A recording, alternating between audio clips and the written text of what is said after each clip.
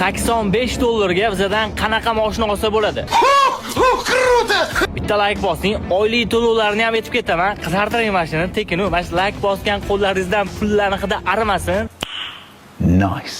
Gentra mashinasi 2023-yil, kraskasi bor, aybi bor emas, kraskasi tozasi, tinig'i, balonlar yaxshi holatda, boshqacha faralar taqilgan, kraskalari top-toza, propan gazlari ham bor buni.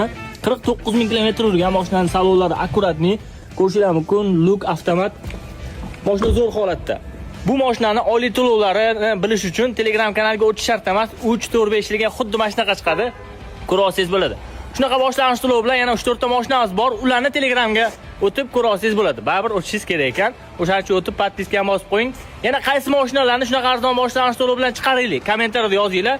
Buni o'zini hozir o'zida baraka qilish uchun mana shu raqamlarga aloqaga chiqinglar. Shoshilinglar.